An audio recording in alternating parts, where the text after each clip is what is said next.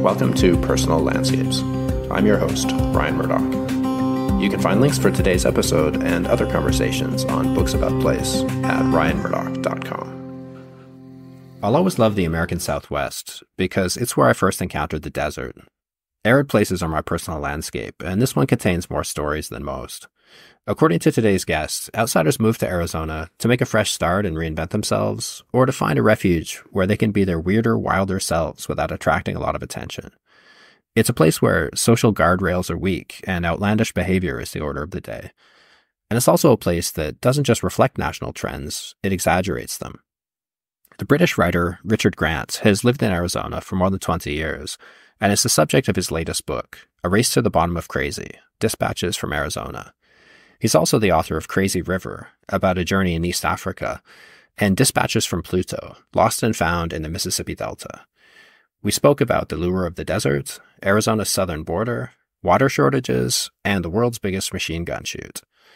This is our second conversation on personal landscapes, so if you enjoy this one, you'll want to go back to episode 26 and our conversation about his book Ghost Riders, Travels with American Nomads. He's one of today's best narrative nonfiction writers and one of my favorite writers on place. A quick note before we jump in, and I promise I'll keep this short.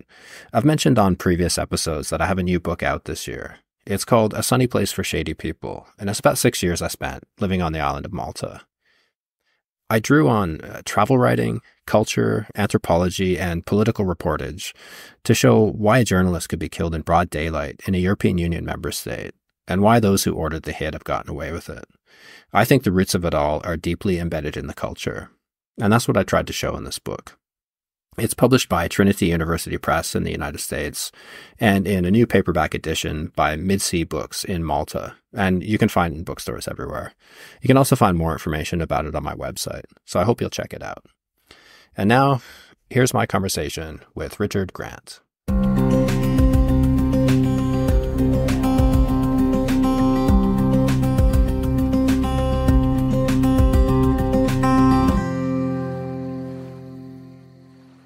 So you lived in Arizona for more than 20 years, and then you moved to Mississippi for a decade, and that was the subject of your book, Dispatches from Pluto, which is one of my favorites. But then you moved back to Arizona. Why?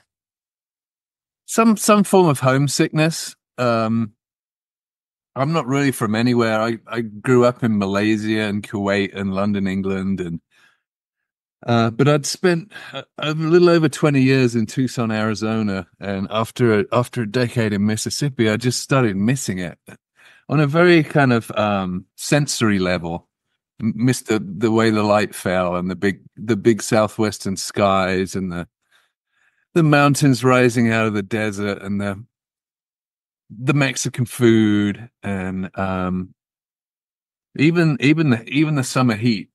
That's much different than Mississippi, I would imagine, and that cloying humidity.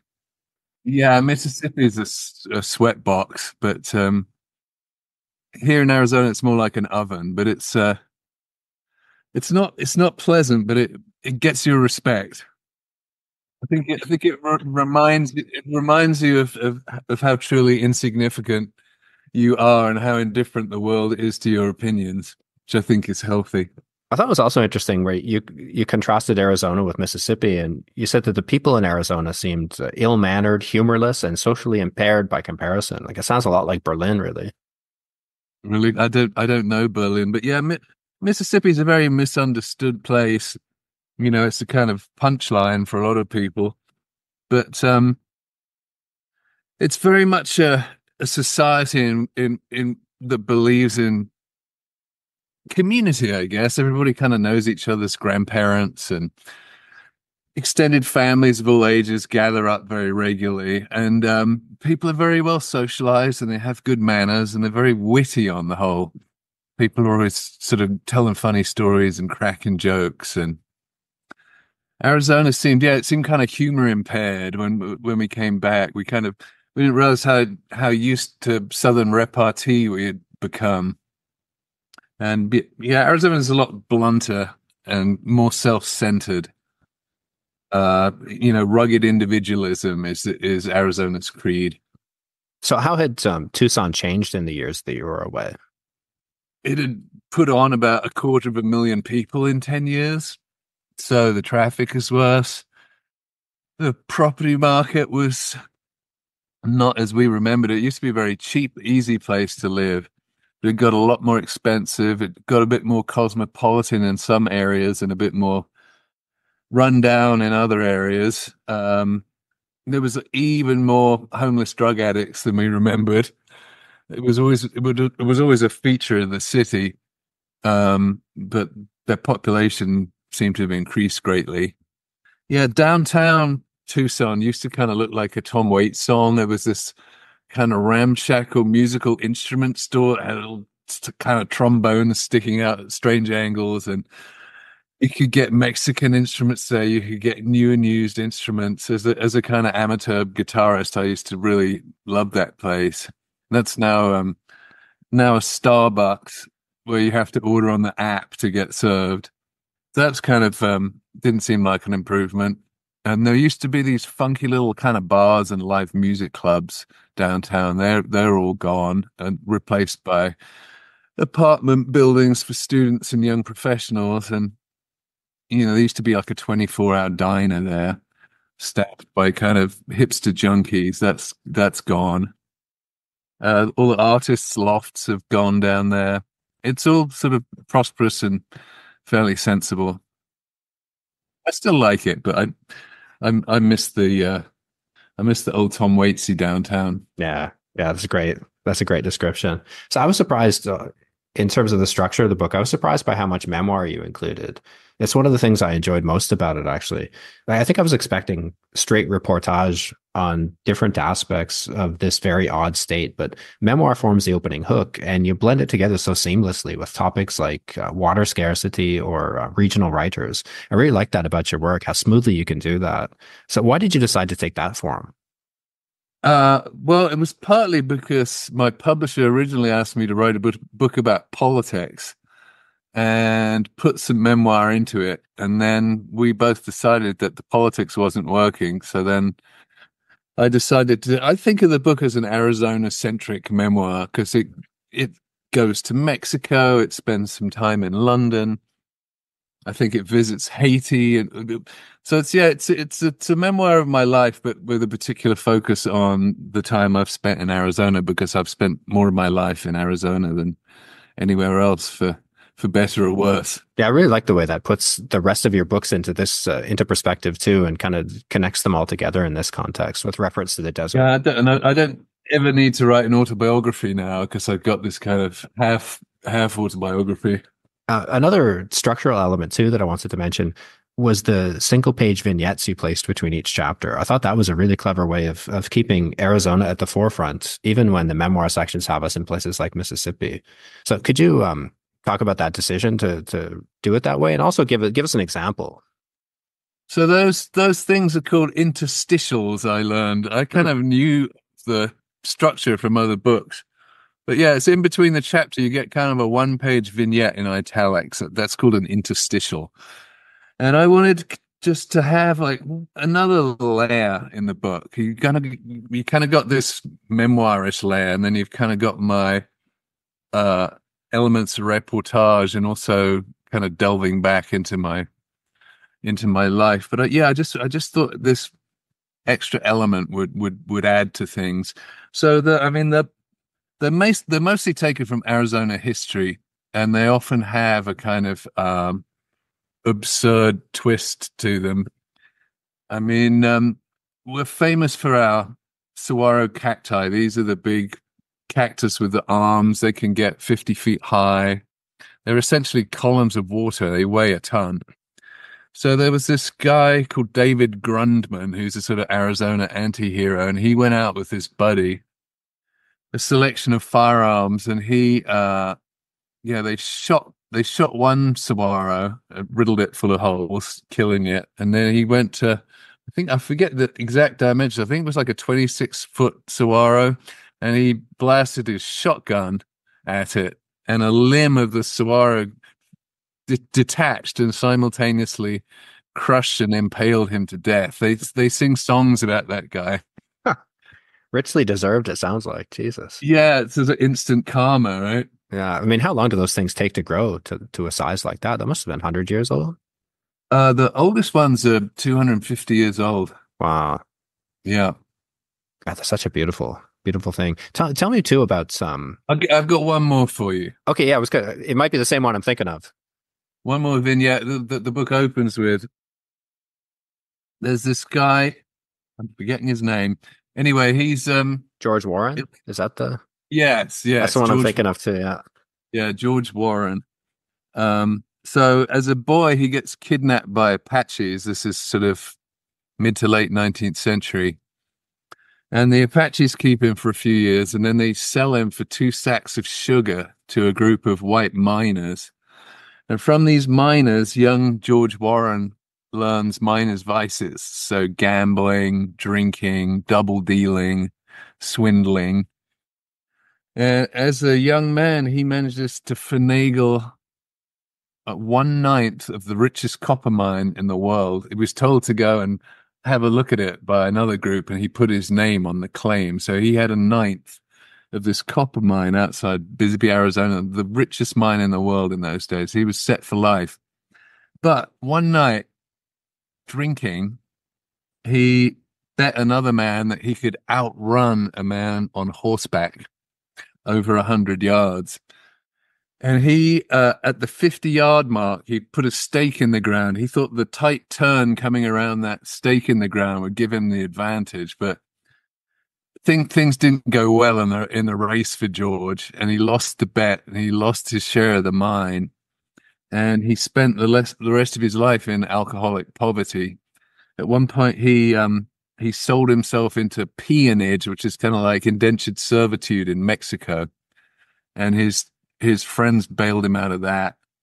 While he was in his mining years, a photographer from Tombstone, Arizona, named Camillus Fly had taken his portrait of him holding a shovel, wearing this slouch hat, and carrying a pick as well.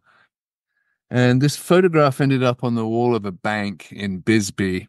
And then in 1909, when the people designing the Great Seal of the state of Arizona, they were looking for they already had the design partially worked out. They had a dam and a sunset and some mountains and an irrigated field, and they needed a human figure, and they were after the image of a miner. So they saw this picture of George Warren, not knowing who he was, on the wall of the bank, and they're like, "That's a man." So that is he's on the Great Seal of the state of Arizona. This guy who lost everything by trying to outrun a horse. It just says so much about the place. That's such a great opening story. I have to say, I'm fond of that story. I went down that mine I think it must have been 1998. It's got to be more than 20 years ago. Yeah, that Copper Queen mine. And that huge open pit mine outside of it, huh? Yeah. Yeah, I went to Arizona for the first time on Christmas vacation from university my last year, and I liked it so much. It was my first glimpse of the deserts, and I got so hooked on it that I had a friend living in Tucson, well, in Sierra Vista to the south. Yeah. And a guy I grew up with in Canada, and he told me I could take a Greyhound there for $60. It was like a $60 coast to coast deal. So I got my dad to drive me over the border to New York State, and I took the Greyhound down. 3 days, I guess, on the bus, and they lost my luggage. Transferring my backpack from one bus to the one next to it.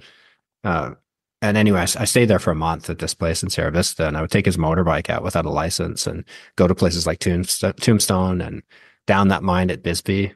So, but I never knew the story of this guy. Yeah. I just wrote a story for Smithsonian Magazine about Tombstone. Do you know that you've been there? And they have these kind of reenactment troops dressed up as gunfighters. So the two of the reenactment groups that put on gunfight shows for tourists have been having this terrible feud with each other. The cities had to pass an ordinance that they're not allowed to tout for business in each other. They've basically been assigned different territories. Otherwise, they just start yelling and like brawling with each other. So we may just have a recreation of the OK Corral all over again. Yeah, they do that. They do a recreation of that gunfight. And, well, it might actually happen again. This could be right. It might do. And they've come to fisticuffs and threats of words. And they disparage each other's, they're all dressed up in costume, in Old West costume, and they disparage each other's costume as being inauthentic. It's a very strange place. Arizona is a funny old place. So I want to, before I forget, I want to come back to the memoir elements for just a moment. And I like the idea that you managed to raft through the Grand Canyon multiple times by pitching the same story idea to different magazines in different countries, but not telling them that you'd done it before. So I just wanted to tip my hat to you for that. That was really well done. Well, you're a young, struggling freelance writer. You got to have a bit of hustle. That's multiple Plus, trips through the Grand Canyon. Is pretty good. I just absolutely love rafting through the Grand Canyon. It's one of my favorite things to do in life. So how many times have you done that? I think it's 5 times. And all for magazine assignments? Yeah, I can't afford it otherwise. Quite expensive. If you get good at rowing, you can row a garbage boat. You have these big inflatable rafts. Yeah, yeah. And someone has to row the garbage boat, and they can often get on for free. I think you don't get paid, but I think you can do it for free. I'm not above rowing some garbage. I wouldn't mind doing that. But I wouldn't do it because the rapids are terrifying down there. I mean, it's like class 5 rapids. I've been flipped a couple of times Oh, on wow. rapids. It's pretty terrifying. I can imagine.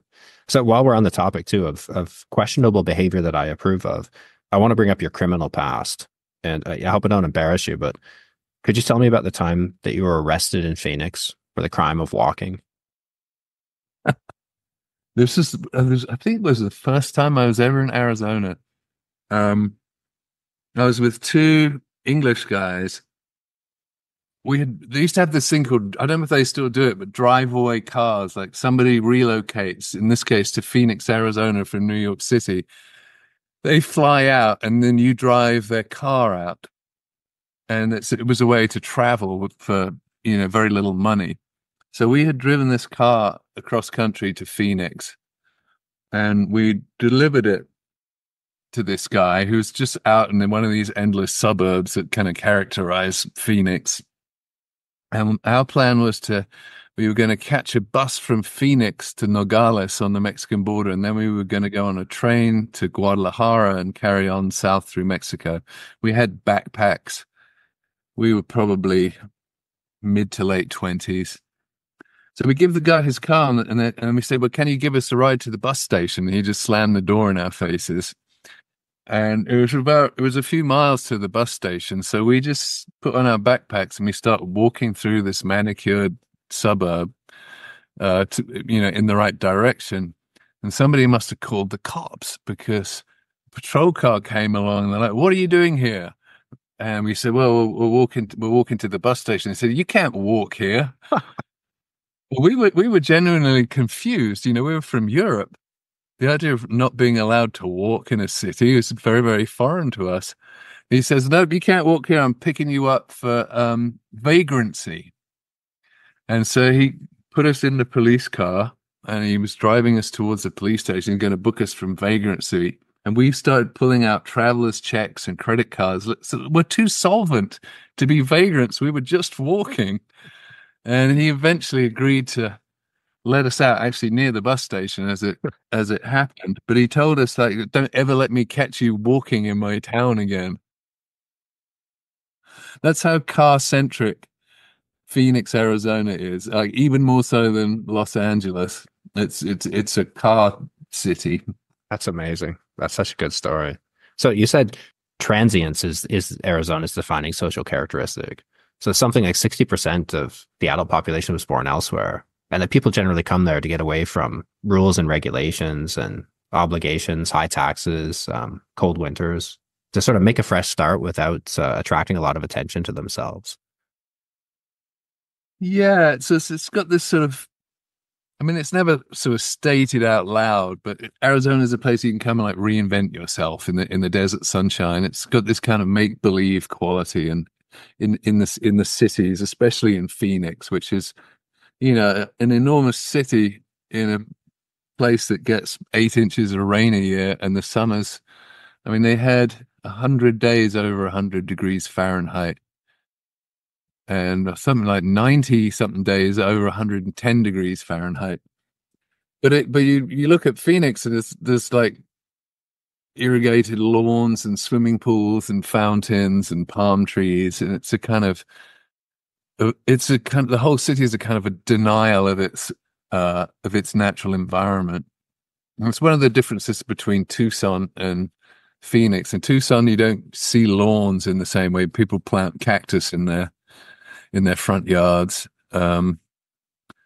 Tucson's sort of more connected to the desert that surrounds it, but Phoenix is sort of kind of fashions itself as this oasis sort of fantasy city. So why would that have drawn a different sort of people than say a place like Tucson would? What's different? What was different about it to attract that type? Well, originally, I mean, I mean, Arizona has this very strong sort of anti-government sentiment, but Arizona, more than any other state, has been utterly dependent on the federal government for its economy because it was the federal government that came in and dammed the rivers and brought water in aqueducts to Phoenix. And it was the federal government that started building defense plants all over Phoenix. So a lot of people came there from a military background, and a lot of retirees from the Midwest came. Tucson's just had Tucson was part of Mexico. It joined the U.S. during the Gadsden Purchase. It has just a different feel, and they both cities have universities, but the University of Arizona is really kind of the heart of Tucson. It's this scruffy kind of college town. Got more of a sort of desert bohemian vibe to it, whereas Phoenix is more sort of shopping malls and suburbs, to the horizons in all directions.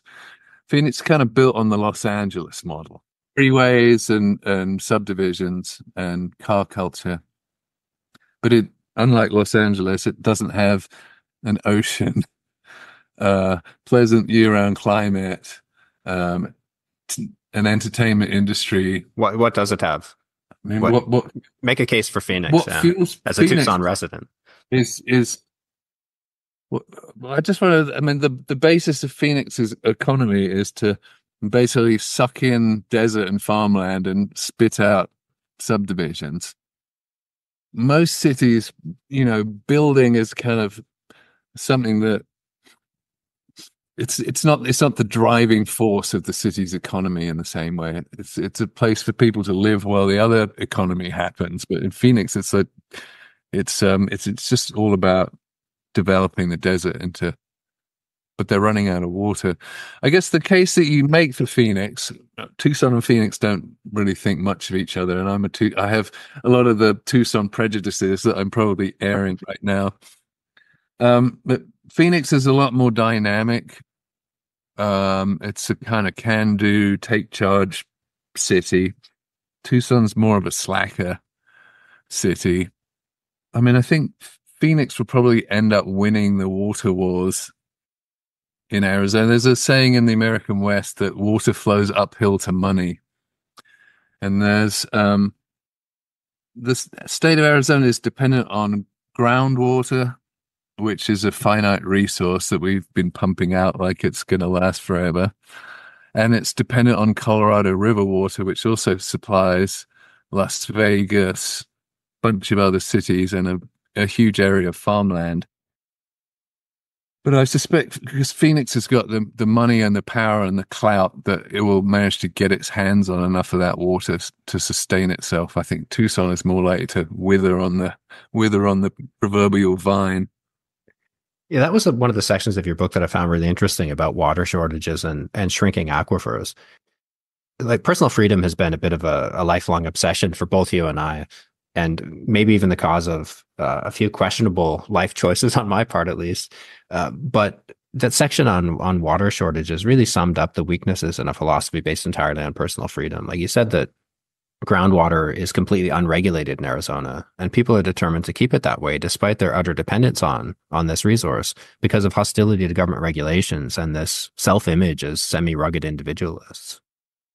Yeah, it's very interesting to see. You can drive out east to Tucson. I don't know if you went to the Sulphur Springs Valley, but it's sort of Bisbee is at the south end of it. The Chiricahua Mountains are at the east end of it. And it's this big flat area between two mountain ranges. But the aquifer underneath it, there was enough water in there to keep Tucson going for 900 years. And now it's almost gone because you can pump as much groundwater as you want in Arizona, no matter who you are, without measuring it, without paying for it. And so all these out of state, and in some cases out of nation corporations have come into the state, and they're pumping out the aquifers in order to grow crops. And the lower the aquifer gets, the more corporations rush in to get the last of that free water and turn a quick profit. But people's wells are drying up, huge cracks are opening up in the ground, and there's just no future for the people living there once the water is gone. Yet a lot of them don't want to regulate it because they're free market, rugged individualists. So even as they're trucking in water to take a shower, they still don't want their water resource regulated by the state.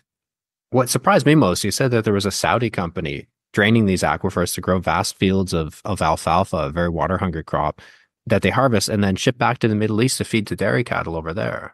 So like, the people aren't even benefiting from this. No, I mean, a few of them get jobs as workers. I mean, that has at least caused a pretty big scandal in Arizona because the state was leasing the land to the Saudis for pennies on the dollar. And again, like I just described, it's in a different aquifer and further north and west. But yeah, they're just draining this gigantic aquifer that Phoenix really needs in order to grow alfalfa for Middle Eastern dairy cattle.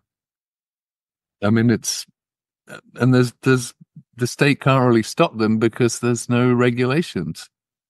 Yeah, that's a core theme in so many of the stories that you've told in the book. You said that social guardrails are weak or non-existent. The culture has almost no sense of common purpose, and this opens up plenty of latitude for outlandish behavior. I mean, that's outlandish behavior on a society-wide scale. But can you give me an example about some of the individual outlandish behavior that you encountered?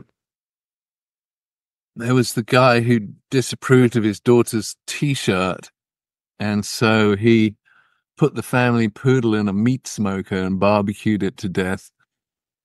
There was a guy, I wish I could remember the headline. It's something like "Naked Apache Junction Man, like covered in cactus spines, resists arrest." This is a naked guy in Apache Junction on the edge of Phoenix, and he's covered in cactus spines. And the police, he had some sort of weapon, and the police shot him in the leg, and he still kept coming. Then I think they might have tasered him, and he still kept coming. And I can't remember how that story ended, but I just remember the naked man covered in cactus spines because it's not the first time I had seen that headline in the newspapers. That's amazing. Gunfights in convenience stores is just kind of like a cliche at this point. I mean, I would say that machine gun shoot that I went to in the book, I would say I would count that under the category of outlandish behavior. Yeah, that was amazing. That was one of the most vivid sections of the book. Like, I wasn't surprised to read that someone might have an AK or an old Tommy gun, lying around. But these guys had 50 cals and miniguns and artillery pieces, and that you've got a video, I think it's on your Instagram, isn't it, of riding around on like a fully functional Sherman tank.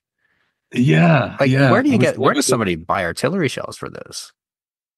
I mean, it's just all legal. I mean, you need a license to have a fully automatic machine gun. But I mean, you can get a license. I could get a license.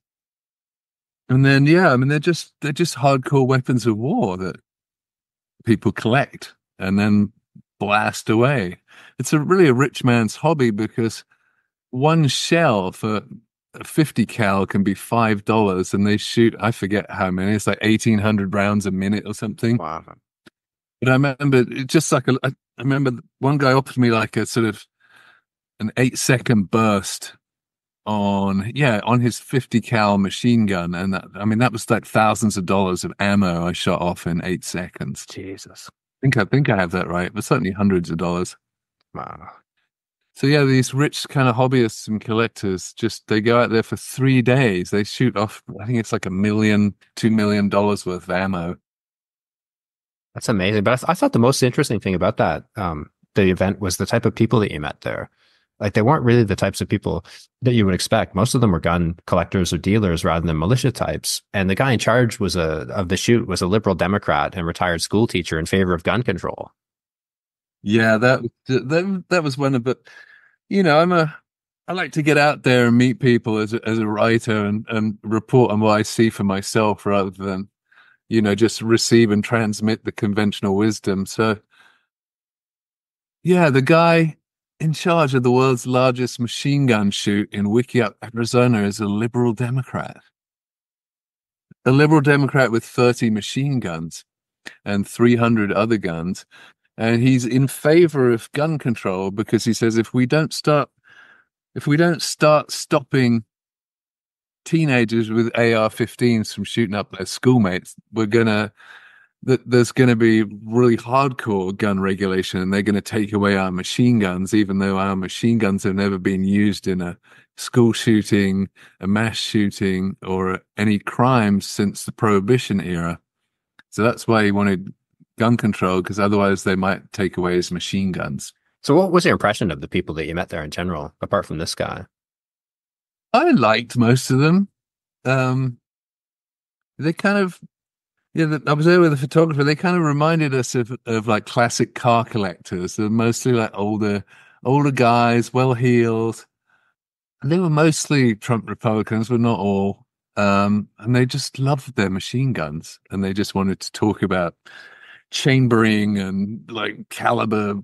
I don't know the gun jargon well enough to rattle it off, but they just loved their machine guns. And one guy, yeah, kind of became friends with. He was a gunsmith, really nice guy, smart, well informed, loves machine guns. His dad had been a gunsmith, and so I started thinking, what if I had grown up in rural Arizona, and what if my dad had been a gunsmith and had taken me shooting from the age of 5? Like, I'd probably be a gun nut too. Yeah, the question you asked at that point too in the book was, are we all just products of our environment with a few small variations and anomalies? I'd be curious to know how you'd answer that question with regard to your own life. Are you just a product? Were you a product of your own environment in that way, do you think? I think so. I mean, what was odd about me that I didn't grow up in one place. So that gives you a different environmental influence. But I mean, I think most people who grow up in the same place, in the same social class, in the same racial category, they're fairly similar to each other compared to, their counterparts in other countries. I think we are mostly just products of environment. I mean, I'm sort of restlessness and curiosity has kind of defined my life, but I think a lot of that stems from moving around from country to country because I don't have roots anywhere, and I've always been looking in from the outside, trying to make sense of where I am. And I think that's an influence of how I grew up. You sometimes see that influence in reverse as well, right? Like if I've often met people who grew up in military families who were moved from place to place, especially as a young person, ripped out of schools, and losing their friend network over and over. And they just want a stable life. They don't want to travel anywhere. Like when they get a chance to make their own life choices, they really settle in. So it is a product of that environment, but almost a reaction against it. Yeah. I'm trying pretty hard to settle down right now. Have you reconciled yourself to it yet? This is I got a wife, I got a kid, I got a mortgage, I got a car payment, I've got bills, in fact, piling up. So I'm trying to, I lived for so many decades kind of on the fringes of American society. But it's hard to do that when you have a kid. You have to invest more in the society, and you kind of have to summon as much optimism as you can muster for that society, and because you've got a stake in it. Yeah, you said you wrote about living the kind of life you swore you would never live. ruled by responsibilities and money demands, clogged up with chores and drudgery, with almost no freedom to spend my time as I wanted, and feeling trapped and struggling with restlessness. So, did you ever reconcile yourself to it? It sounds like you're trying very hard. I'm trying, but I'm not ideally designed, but I think one of my assets is that I'm quite a flexible person. And I think that maybe came from traveling in so many different parts of the world as a journalist. I'm quite flexible according to circumstances. Was never that completely set in my ways as a. So I think I'm adjusting. You've, I think having writing assignments also helps, right? Like being able to travel on writing assignments and make that part of how you earn your living. Well, I do get around as a magazine Yeah. journalist quite a Well, I bit. liked your description of the freelance writer's life in the book. Most of my friends assume it involves like a short commute from kitchen to desk, followed by a lot of sitting around. So thank you for correcting the record on that. You said, sometimes you wake up in the morning and have no idea what the day has in store for you. I had met a liberal machine gun enthusiast, had my ears assaulted by the loudest noise I had ever heard, and now I was riding on a tank that was demolishing desert vegetation and turning with impressive agility. So it's just your average day, right? Right. Yeah, sometimes you get those days. But more common is you move from the kitchen sink to the desk and you get stuck and then you get distracted and then you take the dog for a walk and then you come back to the desk and you try again for a while and then you pick up the guitar because it's not quite working well. Maybe if I play the guitar for a little bit, it'll free up my writing brain. And sometimes that works and sometimes it doesn't. And then you get hungry and, oh, what am I going to have for lunch? And then maybe you start reading the newspapers after lunch and you fritter away more of your valuable time. And then you go back to the desk and maybe get maybe you get sort of 500 or 600 good words. And then, oh, look, it's time to pick up the kid from school. And then it's time to make dinner. And then it's time to do the dishes. And maybe I'll get back to work like after I've put the kid to sleep. And that's the more like the usual day. That's what we'd like people to believe anyway. Uh, all the jealous people. Speaking of that machine gun shoot too, I thought one of the funniest things. Well, I found it funny and unsurprising that all the older guys had hearing aids. So Yeah, I mean, the guy in charge, the Liberal Democrat, he had his cell phone wired into his hearing aids. He'd be talking to the guy, and he'd be saying, "Yeah, well, this machine gun shoot started in 1981." And be like, "Yeah, hold on a moment." Da, da, da. Yeah, he's getting like a phone call like straight into his ear. It was confusing the first time, okay, the but noise yeah, must no, have been astonishing. I sustained permanent hearing damage. I've had tinnitus ever since that machine gun shoot, and I had on my expensive electronic ear protection. But I mean, it was just so astoundingly loud. I mean, that is a pretty outlandish thing to have participated in and witnessed. And you quote a writer called Tom Zollner in saying Arizona doesn't reflect national trends; it exaggerates them. So, in what way? Okay, well, let's take politics, right? Let's look back to the 2020 election. So the ground zero for election denial, the claim that the Democrats had cheated and stolen the election for Donald Trump, that began right here in Arizona. We were the first to march for that. So it's a nationwide trend, right? Denying that Biden won the 2020 election, but the movement began here and it went way further here than anywhere else. The Arizona Senate, all the ballots had already been counted twice and the result confirmed. And then the Arizona Senate decided they were going to do a what did they call it? Anyway, basically a third count. They call it a forensic audit. So they hire this company that has never conducted an election recount before, that is run by this Trumpy Christian guy. And the company is called the Cyber Ninjas. And they spend like a vast amount of taxpayers' money recounting all the ballots. And then they find out that Biden had won by a few more votes than the official tally. But yet the issue of election denial carried on like as strong as ever. In 2022, we were the only state that had MAGA Republicans contesting the election results and saying that they'd been stolen. We had Kari Lake was lost the race for governor. She filed all these lawsuits claimed the election had been rigged. So that's one example. So it's a nationwide tendency that reached its extreme in Arizona. Yeah, you said there's almost a sense that reality must be defeated and a more comforting vision set in its place. Yeah, that's again Tom Zellner. And that's kind of goes back to what I was saying about, Phoenix is in this very hot, dry desert. It's in the northern Sonoran Desert, but you go in there and like the shopping malls a lot of them are designed in the Tuscan style. A lot of the subdivisions are kind of designed in the Tuscan style, and then there's lakes everywhere and lawns and fountains.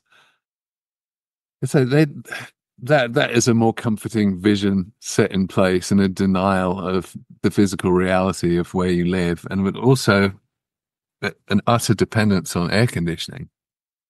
And there's one, our grid is kind of under strain because our summers are getting hotter and drier. More and more people are moving here, so the electricity grid is under strain. But they did a study and they found out if the electricity grid went out in summertime in Phoenix, that something like a third of the city would probably may need hospitalization from heat stroke. But there's a lot of old people as well, right? A lot of old people seem to move there. A lot of old people, yeah. I know Canadians that have moved there, yeah. Yeah. I mean, Phoenix is the fourth largest city in the US now. Wow. I didn't know that. Bigger than Philadelphia, which is now number 5. Wow. And I must point out as a Tucsonan that a city that big has produced very little in the way of creative cultural offerings for the world, should we say. Okay. And by comparison, would you like to plug Tucson's creative cultural offerings, including this A Race to the Bottom of Crazy, this new book? Well, Tucson's, I mean, there is a music scene up there in Phoenix, but I think our music scene at least we had Calexico and we had that kind of desert rock sound that was rocking along pretty well for a decade or two. It's still going. I would say that there's never been a great novel written about Arizona, which is really strange when you come from Mississippi that's had probably 200 great novels written about it. I don't think literature is really Arizona's concern on the whole. But then again, there are some interesting writers like you. One of the most interesting people we encounter in your book, a figure who comes up again and again, is a writer called Charles Bowden. And I'm embarrassed to say I'd never heard of him before I read your book. So could you tell us about him? Yeah, he was a kind of regional cult figure here. He was a writer of nonfiction, but he had this very compelling, powerful style. And he was kind of a mentor to me. I met him soon after I'd moved to Arizona. He was a big drinker and smoker and kind of like larger than life guy. He was always he was really a hard charger. He just lived life at full tilt.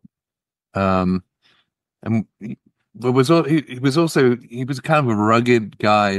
He looked like Robert Mitchum. He was, as I say, a hard drinker and smoker, but also a serious intellectual that was one of the most erudite people I'd ever met. Had been a professor of American history, but got bored of it and gone off to be a crime reporter for the newspaper in Tucson. And he ended up getting really deep into the cartel violence in Juarez, Mexico, and other parts of Mexico, and would just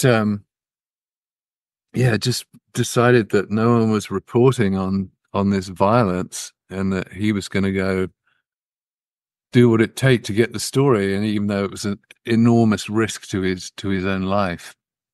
Yeah, it was just an extraordinary guy. I just wanted to put him in the book because you're just not going to meet anybody like that. Well, you went with him on at least one of those trips, right? Down to to Mexico to I record on that stuff? And you're no yeah, stranger to rough places, but it sounded like I'm not, but Juarez was just too much for me. Yeah, I remember being down there. They've got these American-owned factories called Maquiladoras where they make refrigerators and stuff for us. And but the people are making them are getting poverty wages. And then I got taken outside one of these factories on a Friday afternoon, and then all these gang members started to gather outside the factory, and then the workers were nearly all women. And to get on the bus that was going to take them to their shantytown, they had to run through this gauntlet of gang members that were kind of beating them up and trying to steal their wages. This was less than a mile from the USA. it takes some guts to write about that and to go back again and again like you did. Yeah, I mean, I went, I think, 2 or 3 times there, but I mean, Chuck Bowden was there for years and years and years writing about this stuff and getting deeper and deeper into the relationships between the drug cartels and the army and the government. And he ended up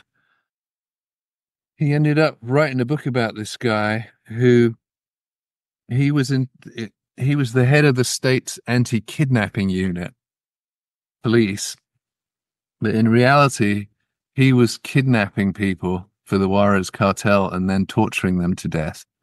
He tortured to death hundreds of people, and then he became a Christian and he managed to make his escape into the US. And after many, many months of meeting with Chuck, he agreed to tell his story. And Chuck wrote a horrifying book called El Sicario, which means the assassin. And then a guy from Italy ended up making a documentary based on the book, which apparently cleared out, and it was so horrifying it cleared out an entire film festival in Italy. People just couldn't handle the film and left the theater.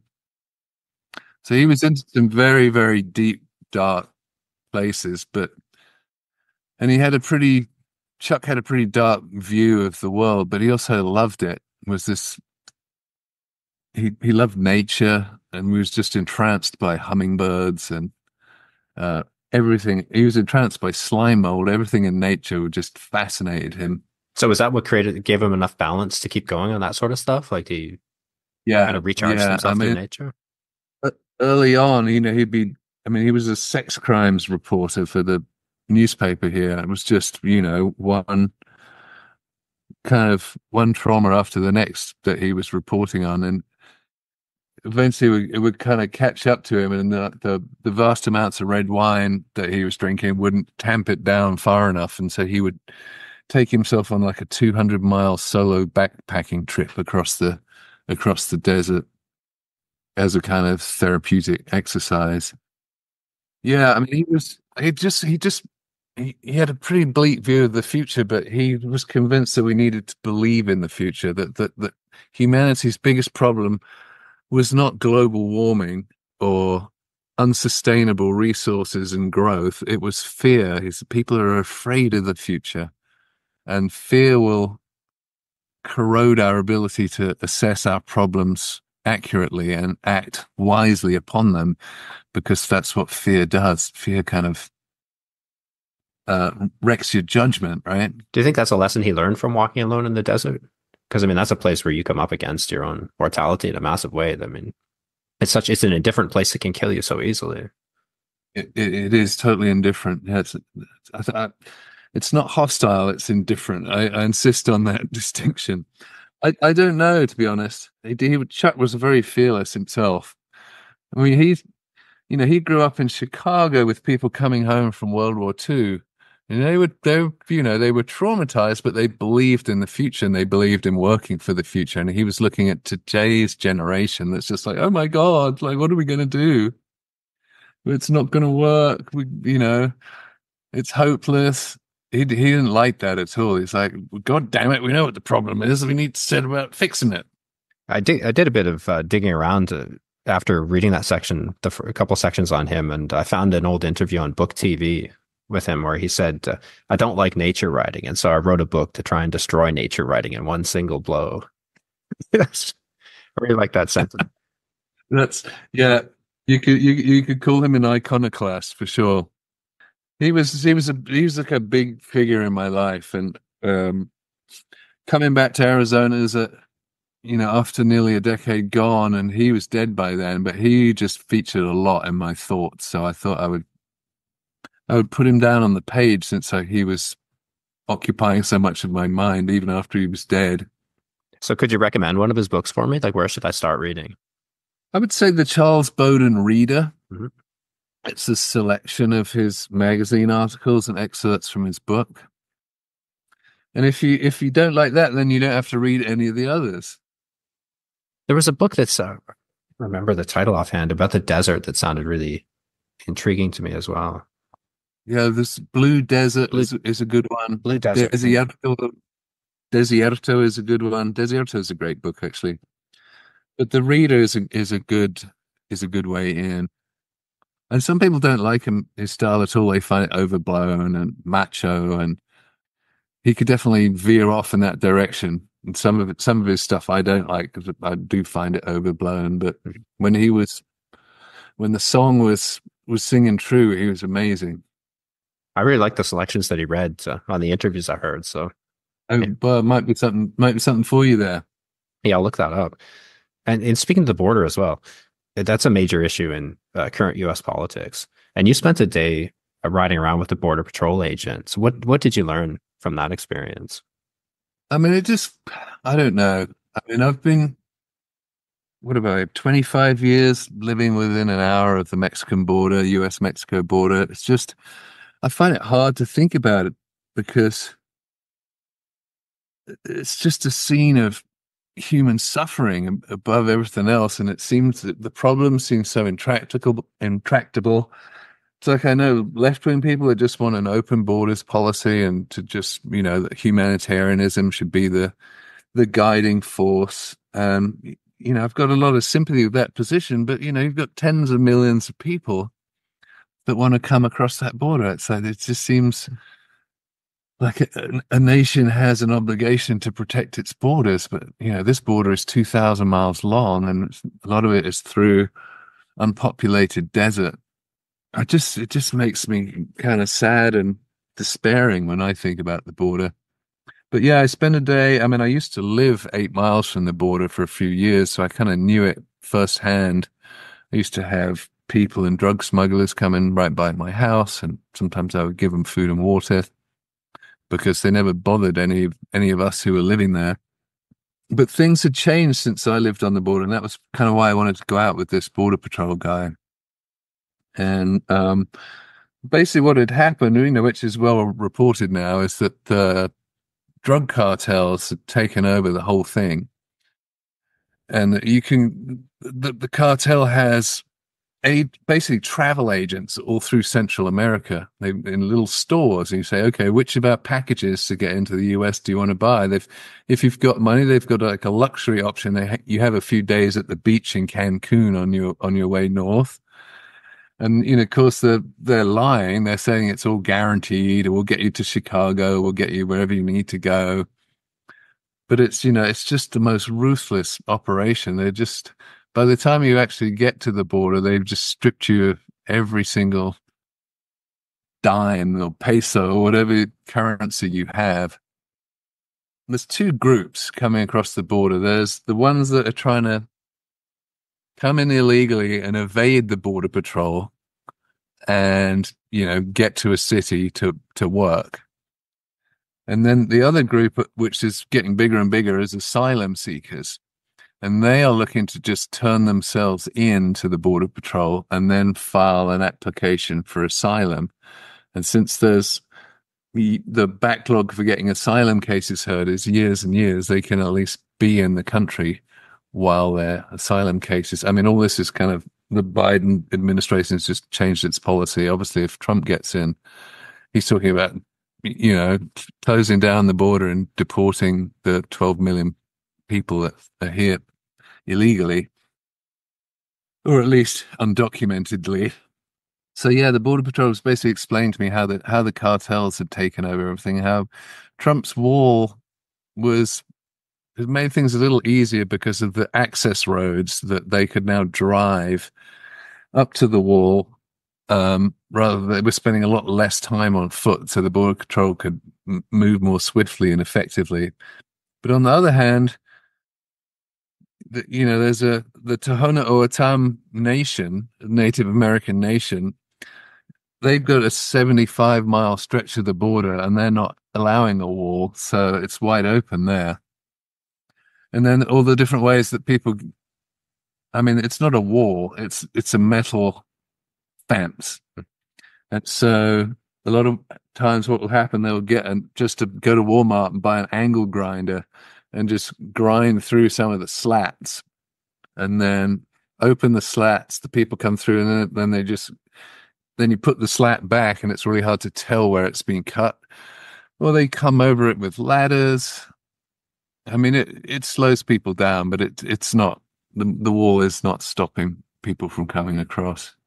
Have you noticed the change in the sorts of people that are coming? Like I've read or heard on podcasts maybe that a lot of migrants coming across the Darien Gap these days and up through Central America are young military-aged single men. A lot of guys from China and different parts of the world that you wouldn't expect to show up in Central America and take that route through. Did you see changes like that at all?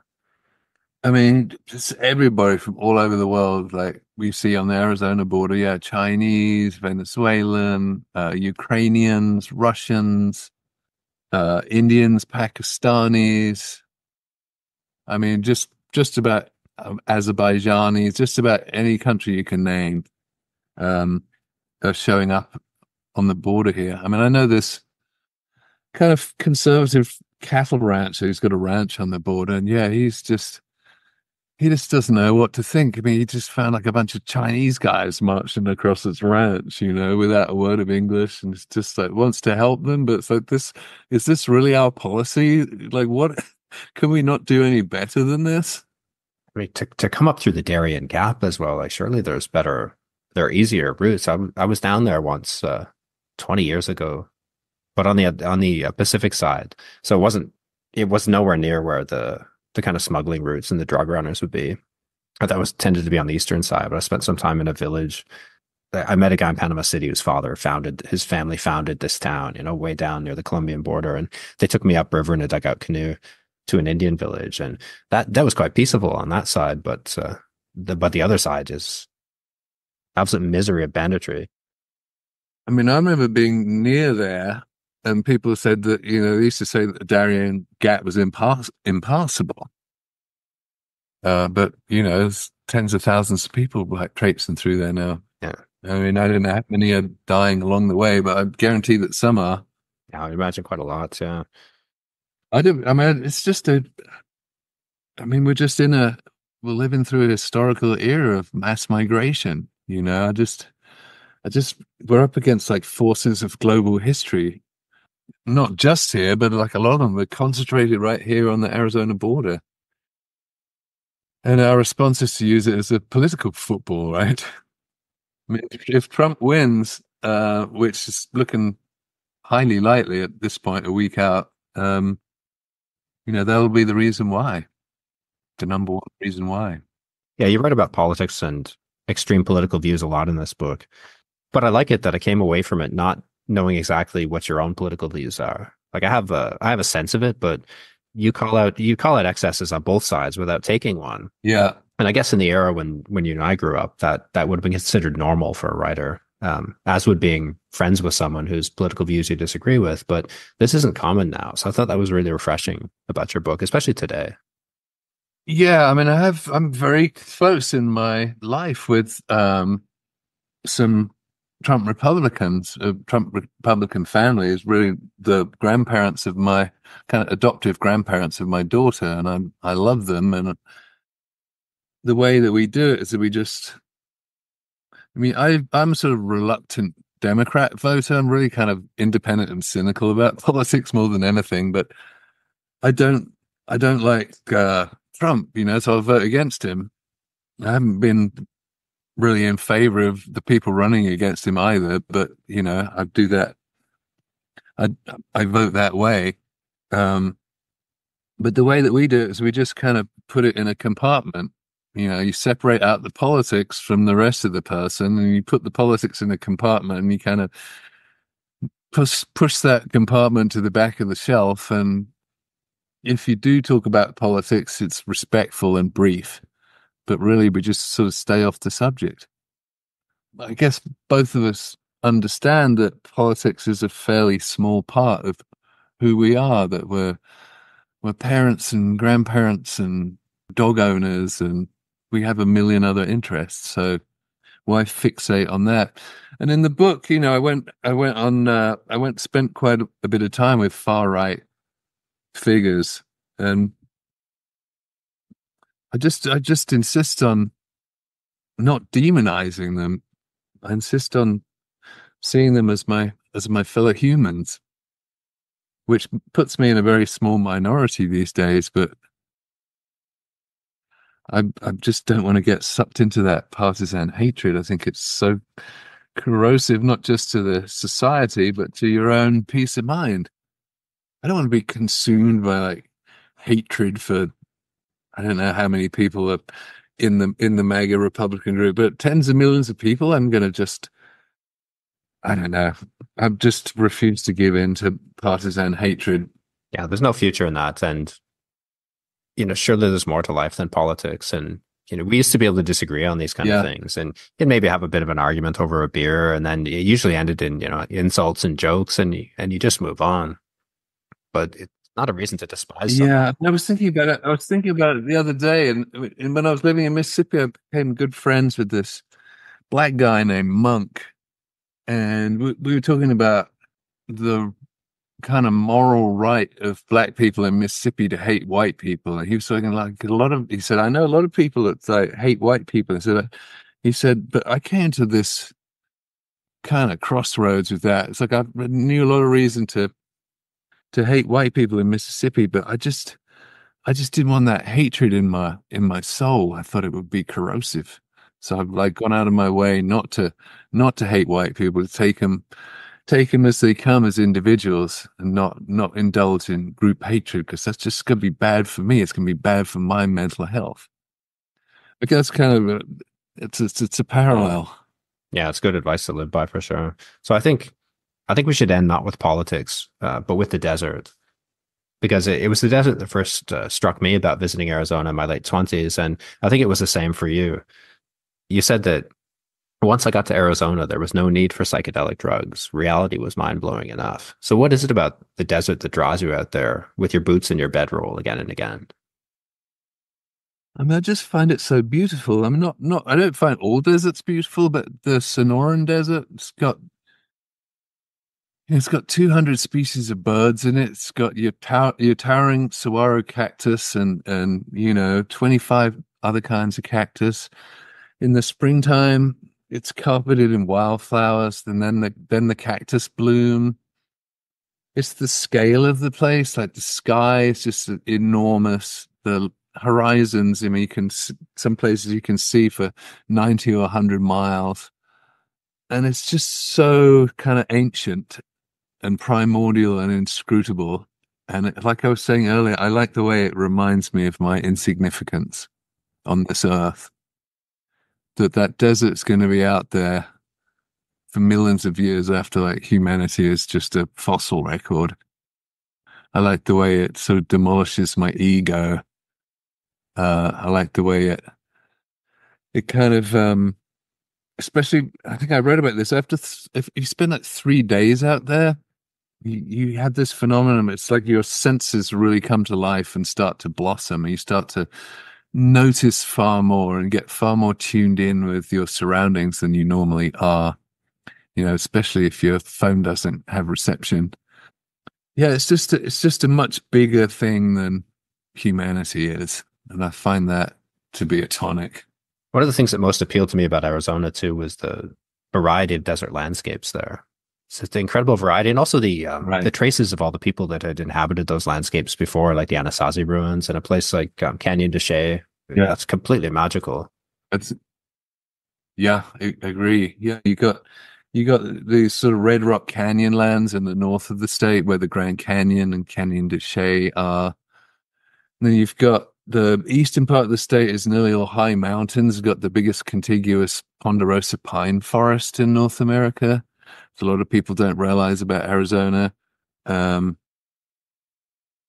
the southeast, kind of where I am, you've got the Sonoran Desert, which I've just described. And then to the east of that, you've got these kind of arid grasslands with these, they call them Sky Island mountain ranges coming out of these grasslands to 9,000 feet. They've got jaguars in them and mountain lions and ocelots. And it's a beautiful state. And then the western deserts are much harsher, a little more low-lying. The hottest, driest part of the state is in the western deserts. I moved back to Tucson for what is around Tucson, not the city itself. I moved back here so I could take my daughter hiking and camping in these beautiful places more than anything else. That's the main reason we moved back. Yeah, that's a good image to stand on, I think. So thank you for your time today, Richard, and for coming back on the podcast. I love to race to the bottom of crazy in the same way that I like all your books. You do it so well and so seamlessly. And your work remains an inspiration for me as a writer. So thank you. Oh, well, thank you for that, Ryan. Thanks for listening to this episode of Personal Landscapes.